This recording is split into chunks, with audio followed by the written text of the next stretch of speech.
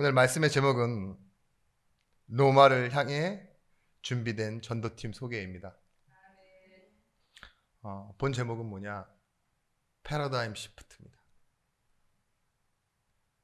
그리고 부제목이 우리 주보에 나와 있는 대로 로마를 향해 준비된 전도팀 소개입니다. 지금도 북아프리카 모로코에서 지진이 일어나가지고 어제 뭐 한 296명이라고 발표됐던 사람이 하루 만에 2,000명 이상 죽었다고 나오더라고요.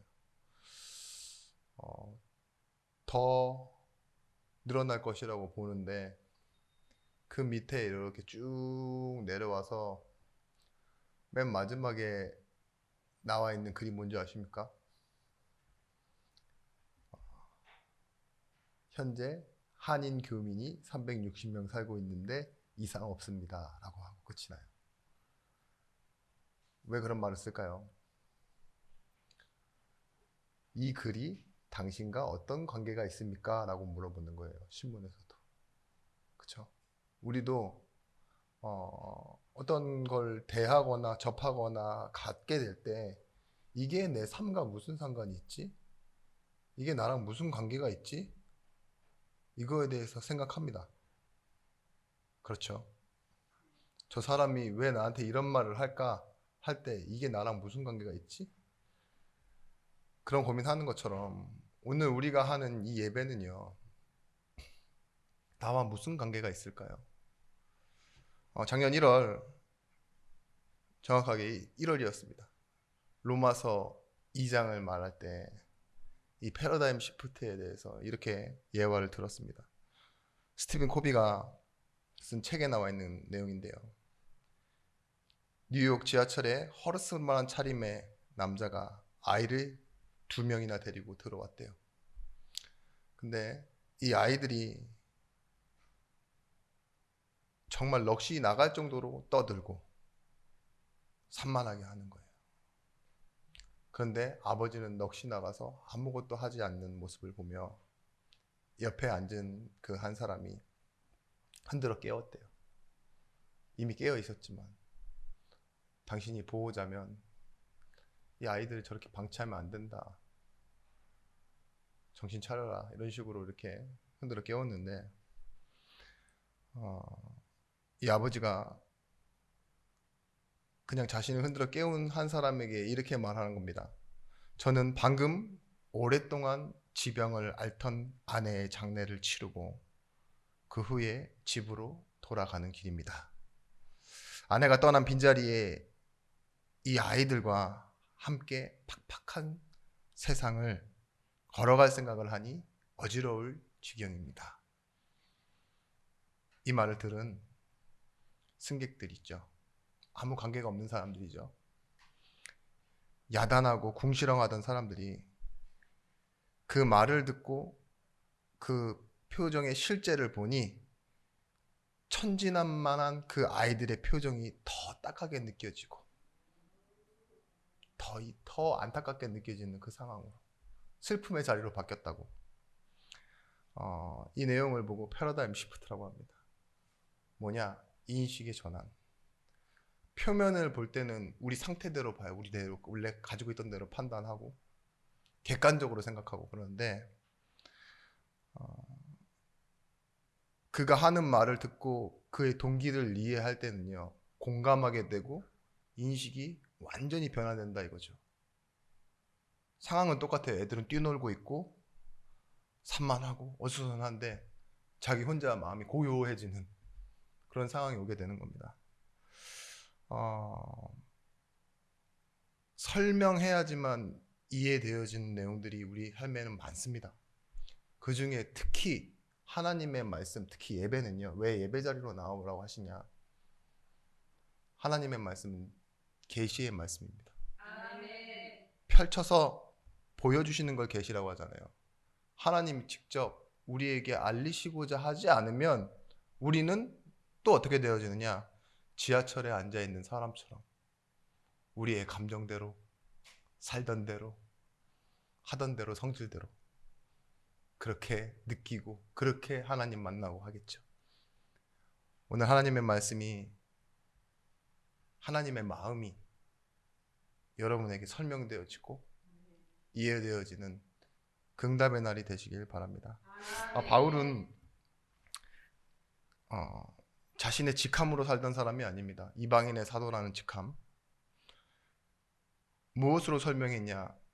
자신의 인생의 삶의 발걸음으로 자신을 설명하고자 했어요. 2만 킬로 교통편이 발달되어져 있지 않은 그때에 밥 먹듯이 노숙하면서 전도 여행을 3차 여행으로 했어요. 배도 타고 걷기도 하고 그 무거운 양피지와 혼자가 아니라 동역자들을 데리고 모든 곳을 돌며 뭐라고 하죠? 지난주 말씀처럼 예루살렘과 일루리곤까지 편만하게 부족함 없이 복음 전하고 다녔던 사람이에요. 단순히 당신이 누구입니까? 이렇게 저는 진심으로 하나님을 사랑합니다. 이런 식으로 설명하지는 않았어요. 내 감정 상태를 가지고 하나님 믿는다라고 말하는 사람이 아니라 삶의 내 직분 가지고 하나님 말하는 사람이 아니라 삶의 방향을 두고 하나님을 말하는 사람이 바울이었습니다. 그런 사람이 지금 오늘 누구를 소개하느냐? 설명되어지고 소개되어지지 않으면 이해할 수 없는, 그리고 이름만으로는 절대로 받아들일 수 없는 사람들을 소개하고 있는 겁니다. 앞서 이 결론을 서론에서 말씀드리자면 왜 로마서 16장이 사람 이름들만 나오는데 사람 이름들만 소개되어지는 게 왜 필요하냐라고 물어봤던 목사님들이 꽤 있어요. 신학자들도 있고. 그건 전도를 몰라서 그렇습니다. 15장에까지 나왔던 그 복음의 다이아몬드라고 하는 가장 중요한 부분들을 충분히 이해하고 현장에서 확인한 그 사람들의 이름이 나와 있는 거예요. 실로 대단한 거죠. 이 사람들이 움직여서 당신들에게 가고 있다는 건 바울 자신에게는 엄청난 자랑이고 확신이고 로마 교회에는 엄청난 축복입니다. 그걸 위해서 바울이 지금 이 16장을 위해서 15장을 다 설명한 거예요. 인식의 전환이에요. 이 복음, 15장까지 설명된 이 복음을 알고 누리고 체험하고 결론 낸 인생이 어떠한지를, 그리고 이 사람들이 지금 당신네들을 향해 전도를 위해 가고 있다. 그래서 뭐라고 말하죠? 결론으로 명령어로 말합니다. 무난하라. 반드시 그래야 된다 이거예요. 로마 교회와 성도가 알기 원하는 하나님의 일이 무엇이겠습니까? 바울은 이방인을 향한 그 하나님의 계획이 있고 그 이방인을 향한 하나님의 계획 때문에 부르신 사람들이 있다는 걸 설명했어요. 그 사역의 내용 중에 보십시오. 복음은 은혜의 복음입니다. 하나님이 시작하신 복음. 로마서에 계속 나왔던 그 은혜의 복음. 근데 이 은혜의 복음은 능력의 복음이며 모든 믿는 자에게 구원을 주시는 하나님의 능력이 되어지는 복음. 그래서 이 복음에 뭐가 나타나냐? 하나님의 의가 나타난다고. 믿음으로 믿음에 이르게 하는 어떤 일들이 일어났습니까? 예루살렘뿐만 아니라 바울이 갔던 모든 이방 지역에, 그 당시에 세계라고 했던 그 모든 곳에서 하나님께서요 증거를 주신 거예요. 그 증거를 가진 전도자들이 오늘 모였습니다. 사람들은 이렇게 설명해요. 로마서가 쓰여진 이유가 바울은 안디옥 교회 파송 선교사입니다. 그죠?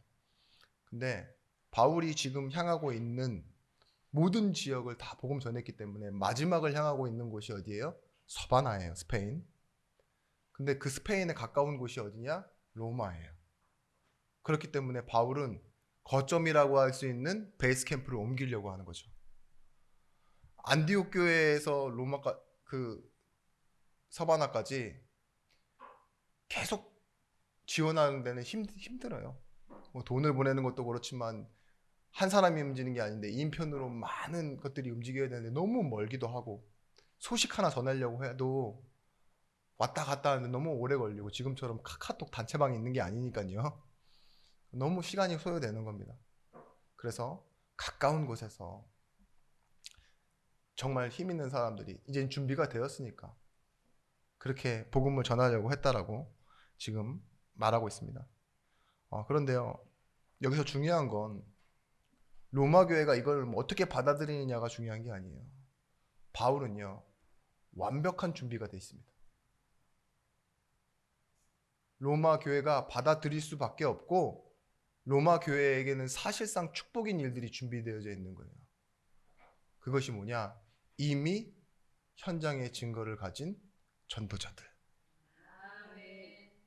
특히 하나님이 하시는 일에 결론과 인생의 답을 완전히 낸 동역자들이 지금 어디에 가 있냐? 먼저 로마에 가 있습니다. 그러니까 무난하라고 하는 거예요. 바울은 자신만 못 갔을 뿐이지 이미 3차 전도 여행을 다 끝낸 그 자신의 동역자들을요, 먼저 어디로 보내놨어요? 로마 교회로 가게 만들었어요. 대단하죠. 이 로마 교회에서 일어났던 일들이 사도행전에 나타났던 응답들과 많이 연결이 됩니다.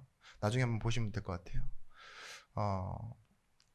그래서요, 바울은요, 단순히 무난하라, 인사해, 이 정도가 아니에요. 직접 찾아가서 대면하고 그들을 통해 당신들에게 나타내시는 하나님의 계획을 발견해라. 사실 이게 선교거든요. 그냥 단순히 사명만 갖고 떠나는 선교가 아니라 완벽하게 준비된 선교 전도, 그 응답인 것입니다. 좀 본론에 앞서 이 로마 교회에 있는 그 교회 형태를 좀 설명드릴 필요가 있는 것 같아요. 그 당시에 로마 교회는요, 교회가 생성될 때 지금처럼 이렇게 뭔가 회당, 서원 이렇게 해가지고 모여서 이렇게 드리는 교회가 아니에요. 핍박시대고. 그러니까 어떤 믿는 사람이 자기 집을 내어놔요. 그러면 몇 명 모일까요? 뭐 적게는 뭐 20명, 30명 모이고, 좀 사는 사람은 집을 터서 내놓는데, 자기 집을. 그리고 거기서 살아요, 자기가. 그래봤자 100명이에요. 근데 자기 집에 교회가 되고 그 뒤로 교회가 되고 그 앞에 있는 교회는 알 수 있어요. 근데 이게 몇 개가 늘어나면 앞뒤로 몰라요. 우리 교회야? 홍제동 교회 이러면 무슨 교회가 있죠? 동성교회 뭐 다 있잖아요. 그런 것처럼 우리가 교회긴 교회인데 압니까? 저쪽 교회랑? 잘 몰라요. 그죠? 그런 식이 돼버렸다니까요. 자기네만 잘하면 잘하는 줄 알아요. 오늘 우리 교회에 응답받은 사람 몇 명 있습니다. 이렇게 얘기하는데 그게 저쪽 교회의 응답입니까? 아닐걸요, 아마. 그런 상황이 된 겁니다. 지금 뭐 소아시아 7교회 막 이렇게 나오고 있는데 우리가 막 그 성지순례 가서 볼 수 있는 그 교회도요, 사실은 AD 313년 이후, 그러니까 그 콘스탄틴 대제가 로마를 국교화하고 난 이후에 만들어진 교회예요.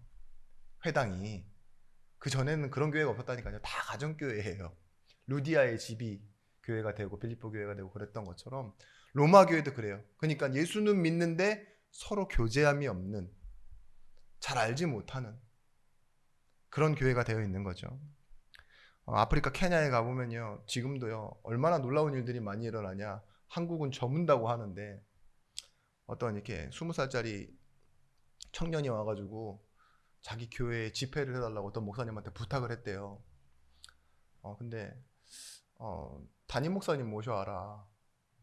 그러니까 뭐 그래야 설명을 좀 듣고 내가 갈 수 있을지 안 갈 수 있을지 설명하겠다는데, 자기가 담임 목사래요. 몇 살이냐? 그러니까 20살이래요. 성도는 몇 명 있는데 그렇게 많지는 않고 500명 정도 된다고. 그러냐?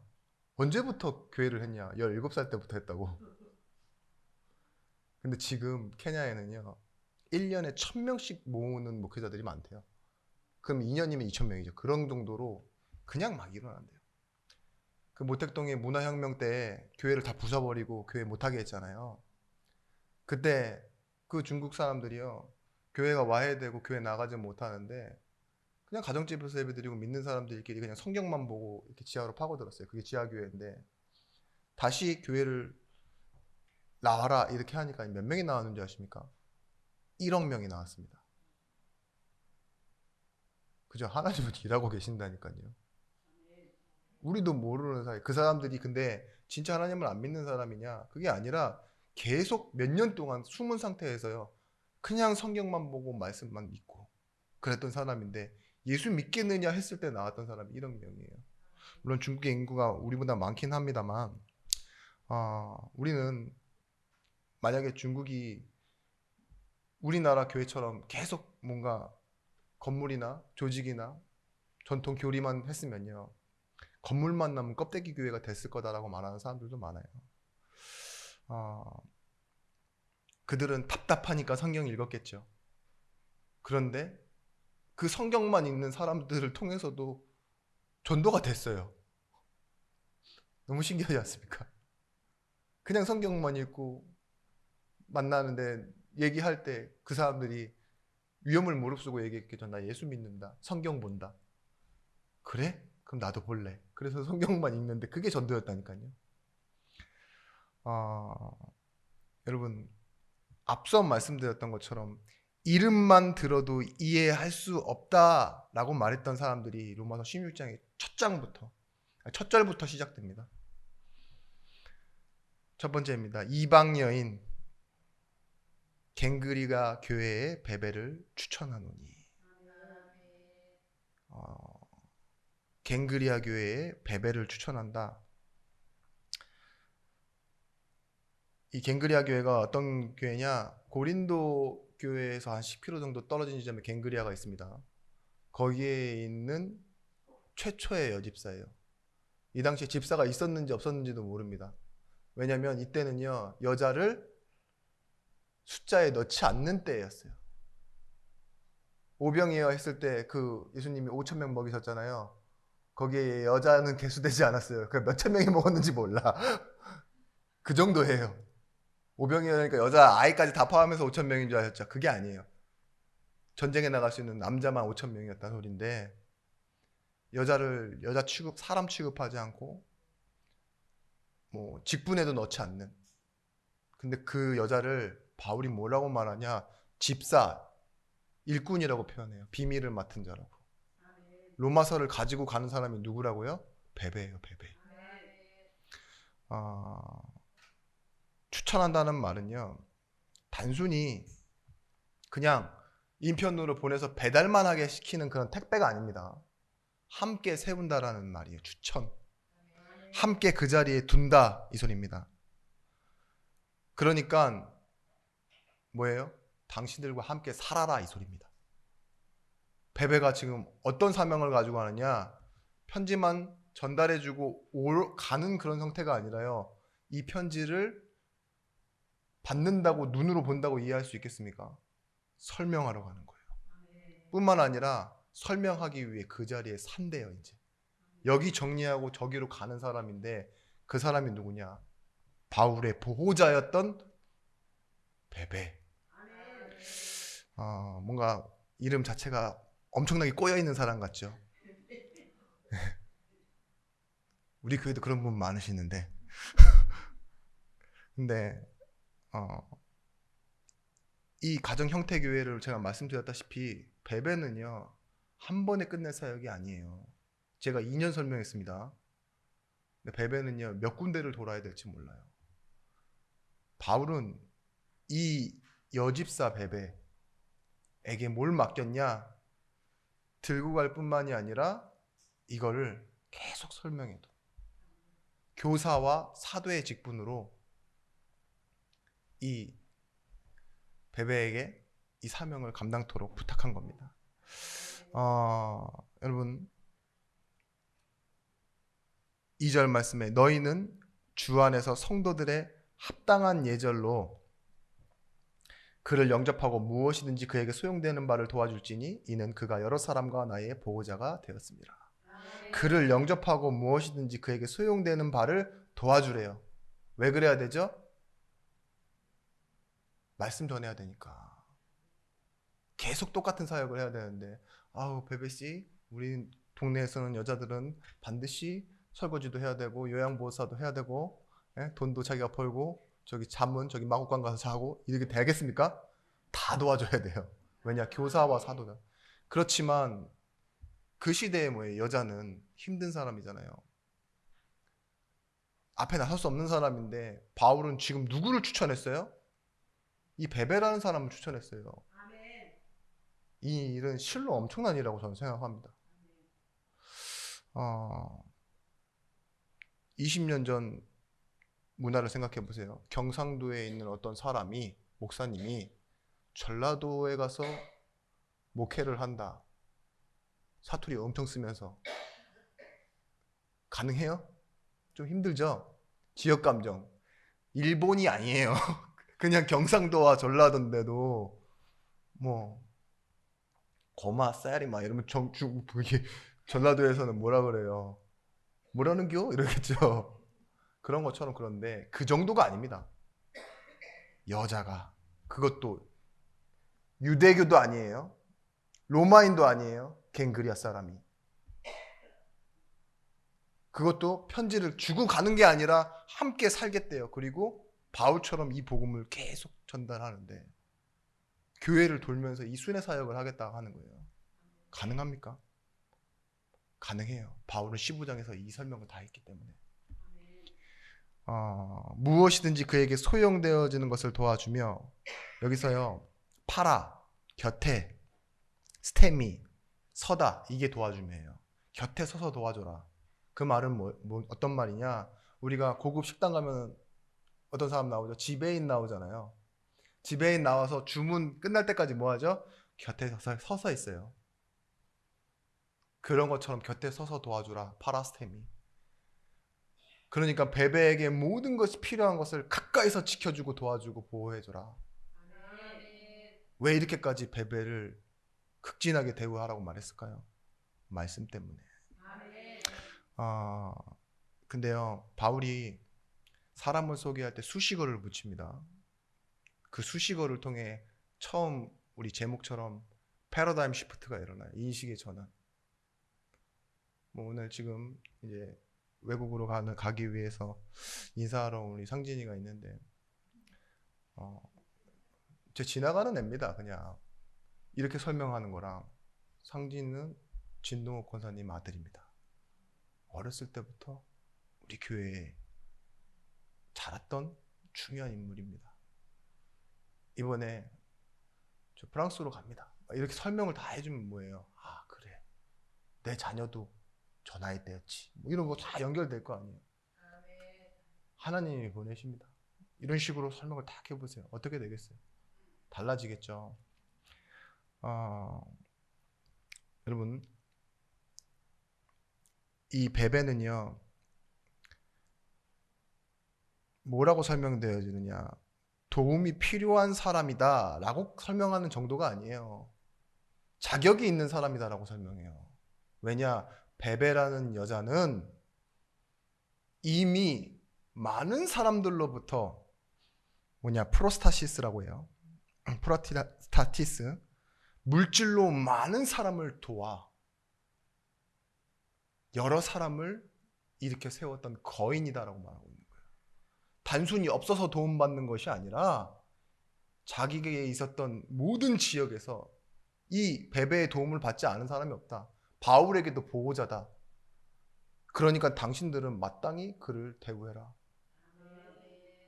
이 사람 가는데 지금 이제 경비가 어려우니까 방학 한 내줘, 이 정도가 아니에요. 네가 지금 만나는 사람은 어디 그룹 회장님이야. 이 소리나 마찬가지예요. 그런 사람이 이미 많은 사람을 도와줬는데 극진히 대우해줘라. 그렇게 말할 수 있는 거예요. 왜냐? 베베가 그만큼 자랑할 만큼 대단한 사람이었어요. 사도행전 2장 44절 45절 말씀에 믿는 사람이 다 함께 있어 모든 물건을 서로 통용하고 또 재산과 소유를 팔아 각 사람의 필요를 나눠주며 라고 했었던 그때 있죠. 사도행전 2장에 나타났던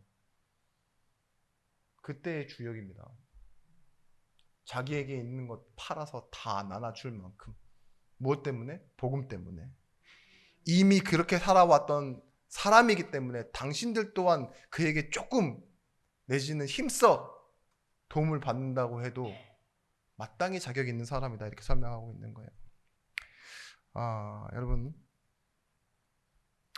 여러분들도 그런 사람 되셨으면 좋겠어요. 물론 재능과 삶으로 삶 속에서 복음을 설명하는 것도 중요합니다. 교사의 자격으로. 그런데 삶으로도요, 실제로 자신의 것을 하나님 앞에 드려서 사람 앞에 나타내는 그런 증인들 되셨으면 좋겠어요. 두 번째입니다. 이 두 번째 인물은 나의 동역자인 브리스가와 아굴라에게 문안하라. 3절 4절 말씀입니다. 너희는 그리스도 예수 안에서 나의 동역자들인 브리스가와 아굴라에게 문안하라. 그들은 내 목숨을 위하여 자기들의 목까지도 내놓았나니 나뿐 아니라 이방인의 모든 교회도 그들에게 감사하느니라. 여러분 누군가를 소개해 본 적 있습니까? 누군가에게 누구를 소개할 때 좀 뻥튀기를 많이 해요. 그래야지 좋은 부분을 이제 좀 쉽게 이해할 수 있을 줄 알고. 근데 그게 마이너스 되는 부분이 굉장히 많은 거 아세요? 막 자기의 어떻게 보면 인생관을 나타내는 소개를 하더라고요. 저는 돈에 관심 없는데 저 사람 돈 엄청 많아, 차가 뭐야, 막 이런 식으로 소개를 해버리면요, 저는 소개받는 사람의 입장보다는요, 소개하는 사람의 가치관이 왜 이렇게 사람을 돈 중심으로만 소개를 하지? 아니면 학벌 중심으로 소개하는 사람도 있어요. 근데 만약에 막 저 사람은 그 서울에 있는 어디 중 대학교에서 이런, 근데 이미 옆에 딱 듣는 사람이 저 외국에서 굉장히 유명한 박사를 하고 온 사람이다 이러면 우습잖아요. 그러니까 이 설명을 굉장히 잘해야 되는데, 물건 사고 나서 이렇게 리뷰 쓰거나 상품평 쓰거나 뭐 그런 거 있죠.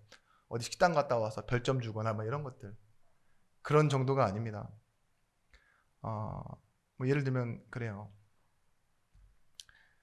이 경상도 사람이 어떤 그림에 대해서 평가를 하는데 바탕은 검무팅팅 해가지고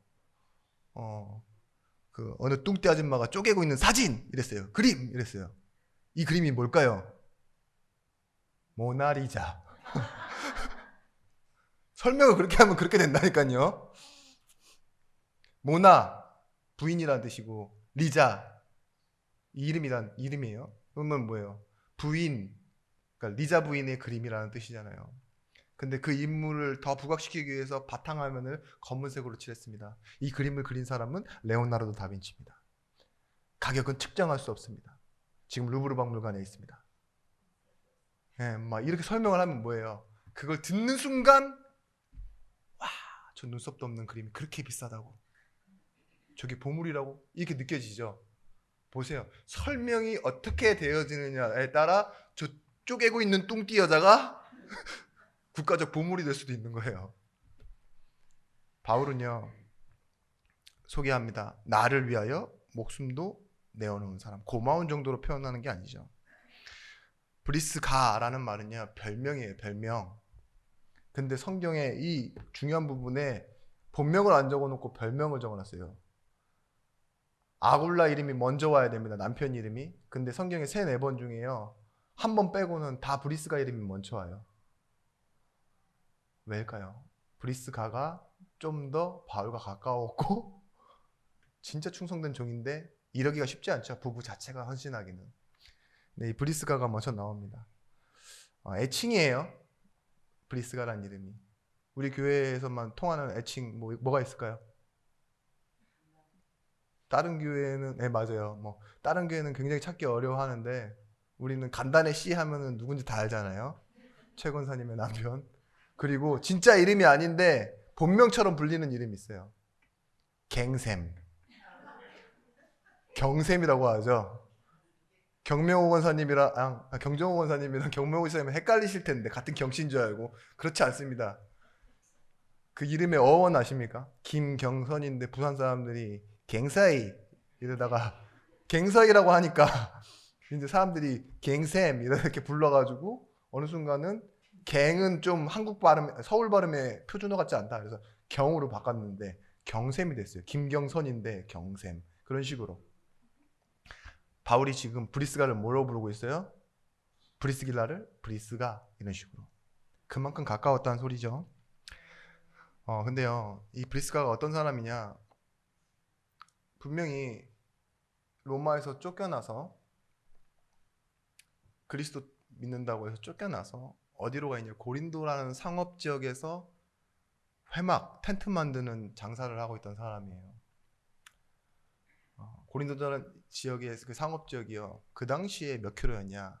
4킬로가 넘었어요. 그런 시장 형성을 보신 적 있으십니까? 명동도 1킬로가 안 돼요.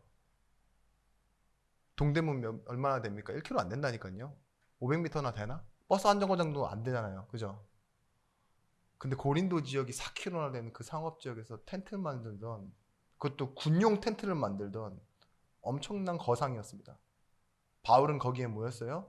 어비 같아서 일은 같이 했다고 했지만 브리스길라 아굴라는 고용주였고 바울은 알바였다니까요. 사실 본업은 뭐예요? 사도니까. 근데요, 알바에게 복음 듣고 중직자가 돼서요, 지금 뭐예요? 본업을 다 포기하고 에베소까지 전도 여행 3차까지 다 따라갔다가 지금 어디 와 있다고요? 먼저 로마에 가 있어요. 다시. 이게 전도가 될 수밖에 없는 이유입니다. 사장님이었지만 바울과 함께 복음을 받고 어디에요? 지금은 모든 전도 여행을 다 따라 함께 한 후에 뭐라 소개합니까? 목숨도 버릴 만큼 나를 보호했던 이 사람이 지금은 뭐예요? 먼저 로마에 가 있으니 그 사람을 만나 문안해라, 이렇게 말하고 있는 겁니다. 모든 것이 정리된 사람이죠. 그리고 바울의 요청에 의해 다시 로마로 가 있는 사람이에요. 어디로 가기 위해서? 같이 서바나에 가기 위해서. 모든 교회도 그들에게 감사하느니라. 이 말은 뭘까요? 가는 곳마다 인정받은 사람이에요. 모든 교회라는 말을 쓴다는 것은요, 하나도 빠짐없이 브리스길라 아굴라를 칭찬했다, 이 소리예요. 세 번째입니다. 5절 말씀. 또한 저의 집에 있는 교회에도 문안하라, 이렇게 말하죠. 이 5절 말씀에 내가 사랑하는 에베네도, 이 에베네도를요 뭐라고 했죠? 내가 사랑하는 에베네도라고 설명해요. 왜 그럴 수밖에 없냐? 에베네도가 왜 사랑받았느냐? 아시아에서 처음 맺은 열매이기 때문에 그렇습니다. 그는 아시아에서 그리스도께 처음 맺은 열매니라. 아시아가요, 소아시아 7교회에서 에베소를 보고 또 아시아라고 합니다. 그런데 사도행전 19장 1절에서부터 7절 말씀 보시면요, 거기서 예수 믿는 사람들 몇 명씩 나와가지고 믿을 때 성령 받았느냐 이렇게 얘기하는 부분이 있죠. 거기까지는 전도가 아니에요. 그냥 질문하는데 나는 요한의 세례밖에 알지 못한다, 이런 말 나오잖아요. 그래서 바울이 그 지역에서 사도행전 19장 1절 7절 말씀처럼 복음을 전하기 시작합니다. 석 달 동안 날마다 복음을 전했는데요, 회당에서요. 꿈쩍도 안 해요. 매주 주일마다가 아니에요. 석 달 동안 매일 했는데도요, 아무도 믿지 않아요. 근데 바울이 어떻게 했습니까? 확실하게 싸웁니다. 회당에서 나와서 두란노 서원으로 옮겨서 뭐예요? 두 회를 이같이 하니 아시아에 있는 자들은 모두 다 예수를 믿더라, 이랬어요. 근데 거기에서 처음 맺은 열매가 누구라고요? 에베네도. 와, 바울이요, 해도 안 되는데 거기서 누군가 나왔어요, 제자가. 그 사람이 에베네도라니까요. 그럼 얼마나 귀할까요? 그죠? 근데 그 귀한 사람이요, 그냥 나도 여기서 자리 차지하고 좀 한 자리 해먹을래요? 나도 내 인생이 있고 나도 바쁩니다, 이렇게 얘기한 게 아니에요.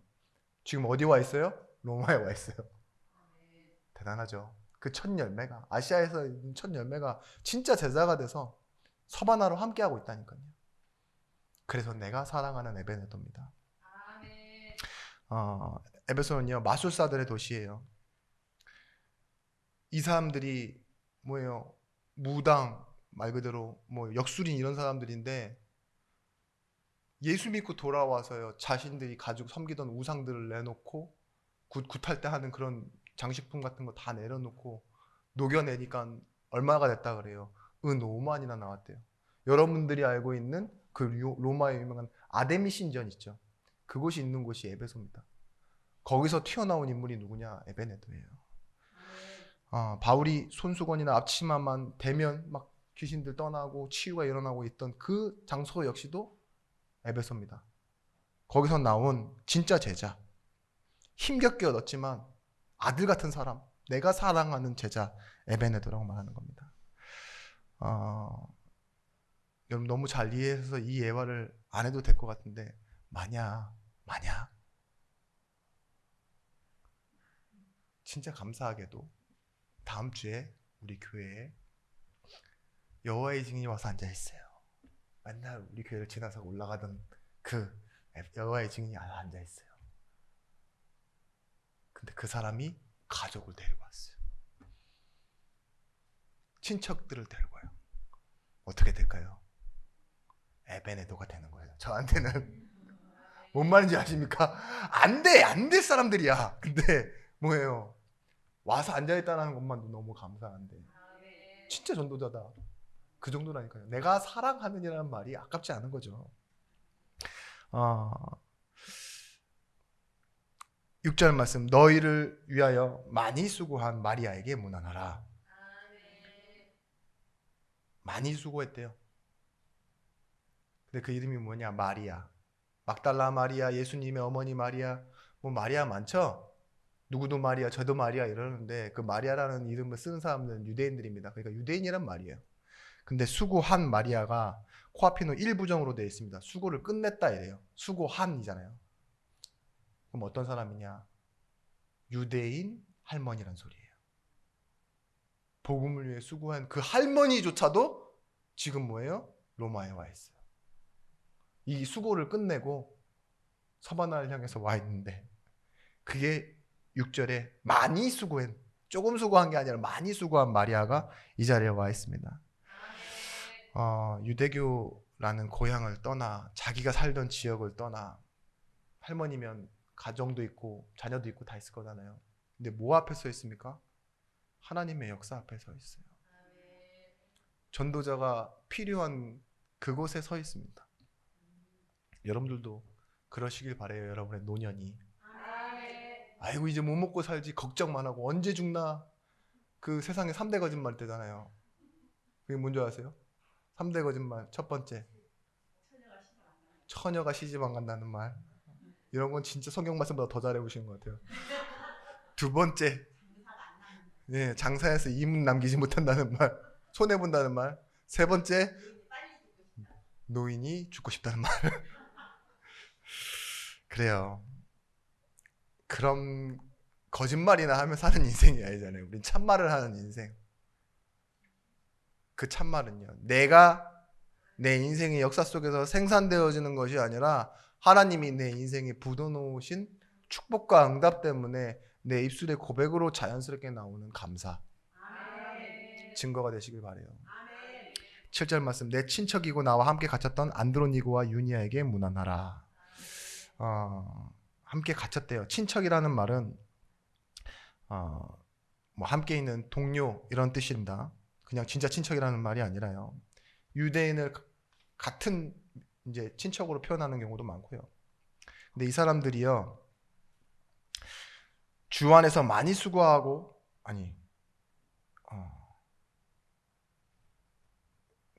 7절, 그들은 사도들에게 존중이 여겨지고 또한 나보다 먼저인 그리스도 안에 있는 자라.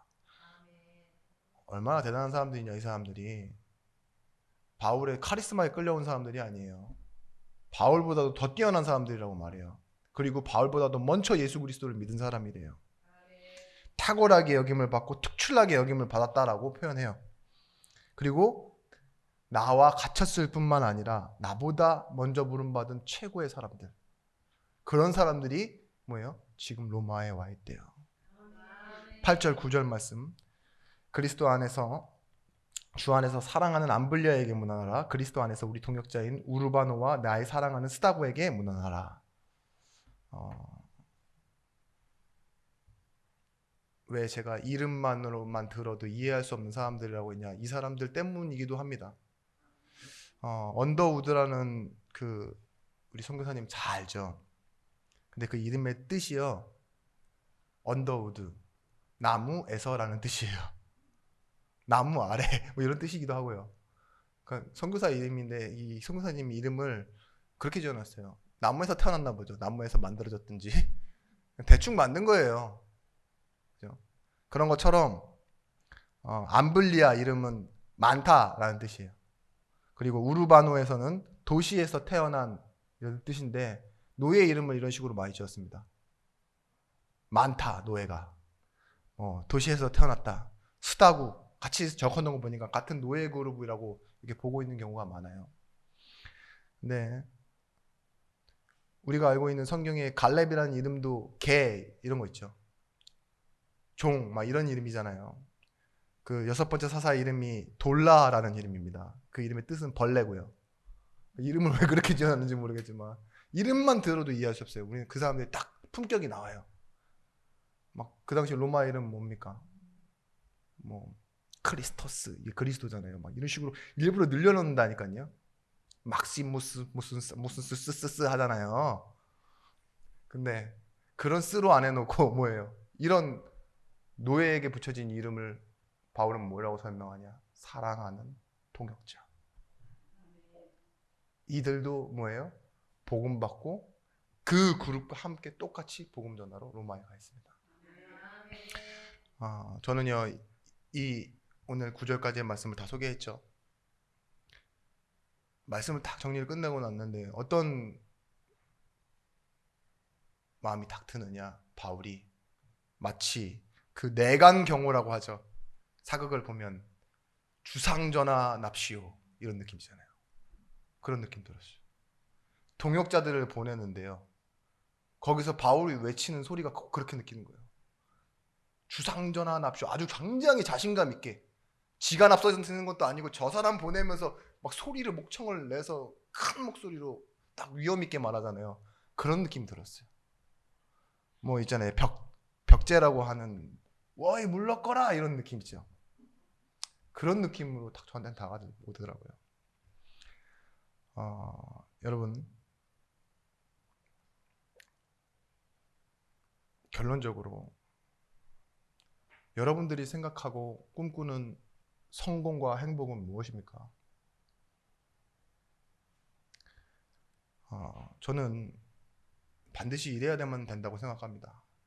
하나님을 기억하는 사람. 하나님과 관계 있는 사람을 의인이라 하잖아요. 근데 하나님이 기억하시는 사람이 성공자예요. 오늘 이 로마서 16장에 나와 있는 사람들은요. 하나님이 기억하신 사람들이에요. 뿐만 아니라 하나님이 이 이름으로 남겨놓으셨잖아요. 이 사람들 이름을. 근데 뭐 이름 남기는 게 뭐가 중요합니까? 다 죽었는데. 그런 일들이 아니라요. 이들이 했던 그 복음의 일을 위한 응답과 열매가 이 당시에 이 시대에 또 바울에게 하나님이 주신 응답이었다라는 거. 우리도 막 전도나 해볼까? 나 같은 사람이 뭘 이렇게 생각할 게 아니라요. 동역자를 만나는 축복. 우리가 알고 있는 보호자여 동역자여 식주인이라고 말했던 그 보동식 그게 막 구호처럼 외쳐지는 게 아니라요. 옆에 있는 사람을 그렇게 세우는 사람이 성공자요. 그 세울 때 느끼는 감정이 여러분들에게 행복이 되었으면 좋겠습니다. 미래를 위한 헌신이 오늘이어야 됩니다. 오늘 할 때 그게 미래가 되어지는 거예요. 근데 먼저는 이를 볼 수 있는 축복의 눈을 가지고 있어야 돼요. 그걸 가지고 그래야 기도할 수 있잖아요. 지금 나를 위해 서 있지 않고 하나님의 일을 있는 그것 자체가 응답이라니까요. 그리고 우리가 걸어왔던 그 과거의 발자취가 어떠하든 실수가 많았고 힘들었고 내세우고 자랑할 것이 없다 하든 뭐예요? 오늘을 하나님 앞에 감사로 살아낼 수 있는 사람, 그 사람이 승리자입니다. 어떤 목사님은요 이 말씀을 하면서요 내용을 가지고 뭐라고 하냐, 이제는 자녀들에게 유산 물려주지 않기 운동을 시작하겠습니다. 근데 이분이 강남에서 큰 목회를 하시는 분이거든요. 그러니까 그런 말을 하는데 또 자기가 자기 입으로 그렇게 얘기해요. 이거 지가 물려줄 게 없으니까 그런 말 하는 거지. 맞아요. 맞대요. 자기가 물려줄 것도 없고. 그죠? 근데 성도들을 향해서 그 얘기를 하겠다고. 유산 물려주냐. 왜냐? 뭐 그걸 다 하나님 앞에 해라 이 소리가 아니라요. 자녀들도 하나님 주신 축복 알아야 되니까. 그죠? 돈으로 세상 사는 거 아니니까. 그렇게 말하고 있습니다. 여러분, 이 세상을 향해 갈 준비가 돼 있는 사람이 어떤 걸 보면 지표를 알 수 있느냐? 동역자가 제대로 서 있으면 돼요. 그게 지표입니다. 우리 교회가 어떻게 하면 전도와 선교를 제대로 할 수 있겠습니까? 분명히 바울이 개인적인 능력이 출중하고 그 사람의 카리스마로 만약 히틀러처럼 있죠. 싹 모아서 전쟁을 일으킬 수도 있는 그런 능력을 주셨으면 되는데 하나님은요. 바울의 모든 부족한 부분들을 채우는 그리고 모든 시간 그가 없는 자리도 채울 수 있는 동역자들을 붙여주셨어요. 먼저 이 로마서를 들고 왔던 첫 번째 나왔던 그 베베와 같은 사람들 있죠. 얼마나 바울에게는 바울 이상으로 대단한 사람이겠습니까? 보세요. 바울이 튼튼하고 강한 게 아니라 바울을 지키는 보호자가 있었습니다. 그와 함께하는 동역자가 있었고 그를 먹이는 식주인이 있었고 그를 외롭지 않게 해주는 사랑하는 자가 있었고 바울보다도 먼저 된 자를 하나님께서 두셔서 바울이 그 흐름을 이어가게 하셨고 또한 감사를 잃어버리지 않게 하도록 하나님께서 바울에게 어떤 사람을 붙이셨어요? 수고한 자를 붙이셨어요. 편지를 대필해준 나 더디오도 너에게 무난하노니 나기수의 권속을 주셔서 그 하나님 어떤 일들을 막아주시기도 하고요. 또한 교회로 일하게 하셨다는 거예요. 중요한 결론은 이렇습니다. 바울이 한 사람으로 이루는 개인적인 응답이 아니라요. 하나님이 전도를 위해서 사용하신 팀이 결국은 무엇이냐? 교회. 이 팀이 교회고 지금도 로마 교회를 통해 서바나에게 응답하시기 원하시는 거예요. 그 사람들이 모인 그 응답이죠. 한 사람이 받아서 다 끝내버리는 게 아니라 교회는 어떤 곳입니까? 예수를 머리로 한 지체. 우리가 이 일을 위해 하나 될 때 인생, 문화, 종교개혁이 되어지는 줄 믿습니다. 오늘 이 일을 통해 교회는 결론이 무엇이냐? 하나님께 영광이 돌아가는 거세요. 우리 9절까지밖에 안 봤지만 오늘 이 내용처럼요. 오늘 여러분들이 생각하고 있는 중직자 그리고 인생에서 바라는 그 성공 거기에 대한 인식의 전환, 패러다임 시프트가 일어나는 중요한 한 주간 평생이 되시길 바랍니다. 이제 개인의 성공과 평안, 축복 이런 것이 아닌 하나님의 시선을 따라 축복을 보는 사람. 하나님의 말씀을 가지고 전도자의 삶을 살아가는 그 응답의 날이 되시길 예수 그리스도의 이름으로 축복합니다. 후대 앞에 당당히 서시길 바랍니다. 기도하겠습니다. 하나님이 주신 말씀으로 우리는 이 세상에서 말하는 성공이 아닌 영적인 승리가 무엇인지를 알게 되어졌습니다. 오늘 이 말씀을 가지고 하나님의 마음을 아는 중직자들이 되어지게 하여 주시옵시며 그냥 오고 가는 발걸음이 아닌 하나님의 시간표와 흐름을 타는 역사를 붙잡는 응답 속에 있게 하시고 세상과 사람의 말이 아닌 하나님이 주신 그 영원한 시간표 속으로 들어가는 응답을 허락하여 주시옵소서. 하나님의 마음을 알도록 주신 그 성령을 통해 보호하시고 은혜로 가르치시는 그 응답이 우리에게 있게 하여 주십시며 성령의 충만함을 받아 능력으로 할 수 없는 일들을 감당하는 중직자들이 되어지게 하여 주옵소서. 감사드리며 주 예수 그리스도 이름으로 기도드렸습니다. 아멘.